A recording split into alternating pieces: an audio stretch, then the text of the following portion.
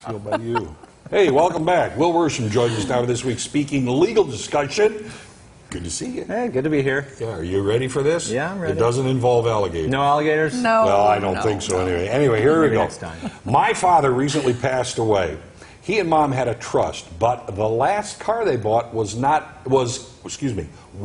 in their name and not the trust. What do I need to do?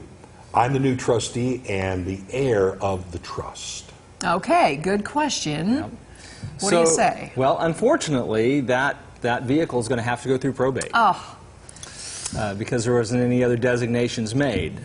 It needed, if the trust is going to be effective, if a trust is going to work to pass ownership of property without going through probate, the trust has to own it. And so it's like I've described before, the trust is kind of like a bucket.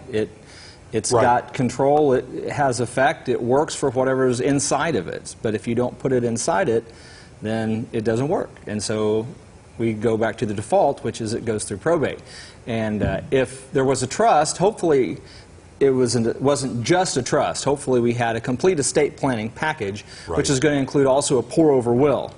So in pour-over wills like I draft for my trust clients, that pour-over will is going to direct a probate court to put that car into the trust. Okay. So it doesn't, even that scenario doesn't completely avoid probate, but it makes it a lot simpler because the judge doesn't have to wonder what to do with it. Other people can't come in and say, well, we think it ought to go this way. It won't go to one person. It won't go to an heir. It'll go into the trust and be distributed per the terms of the trust, which is what the people that made the trust wanted in the first place. Yeah, a couple of questions here. The whole TOD thing would have solved all of this, transfer on death? Yeah, that's right. There's a couple of different ways we do estate planning for people depending on their circumstances and what works best for them. The trust is kind of the easiest way to get it done. It's kind of the complete package.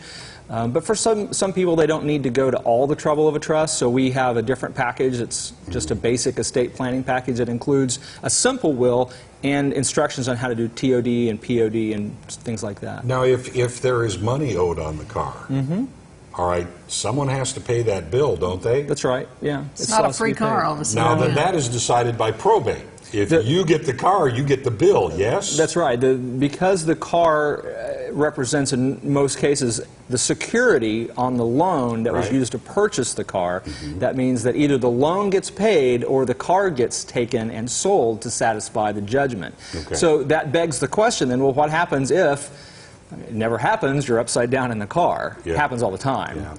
Well, what happens then, I mean, the heirs of the estate can pay off, can continue making payments, pay off the car, refinance the car. Sometimes it's a better solution. But if that doesn't happen, then the car gets repossessed, sold at auction.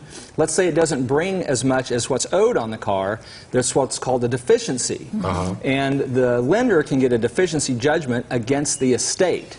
And so the estate then would have to pay that deficiency judgment because the car didn't bring enough money to satisfy the note. Okay. Of course, the estate has to have assets in it sufficient to pay that judgment. To pay it off. Or then it's just gone. All right, one more question I have. If I'm not mistaken, Mom and Dad, the car was in their name. Dad passed away. Mom's still alive. Well, that would be a different scenario. Okay. I think if we're dealing with the trust and all of that, then both Mom and Dad would have to be gone to even be in this situation. Exactly. But if one does pass away and you go, oh, this is not in the name of the trust, could you go down and retitle that car and have Mom solve this while one parent is still... Yeah. So if that was the case, so if Mom and Dad's name's on the car, they own it jointly, Dad passes away, and suddenly we realize, hey, when Mom passes away, we're going to have a problem, then at that point you could do a TOD designation to the trust, which would solve this problem. Okay.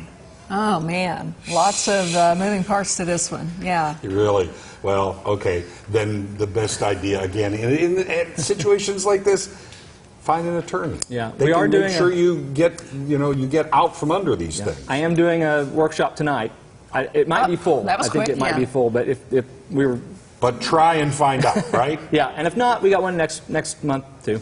Okay, if you have a legal question for him, email Will Worsham at wworsham@color10.com. He'll answer your question on the show. Thank you so much. You're welcome. Thanks, Will. Up next, Kim and Barb from Advanced Tour and Travel pay us a visit to let us know all about the exciting trips they have coming up. Yep, you don't want to miss this. Be right back.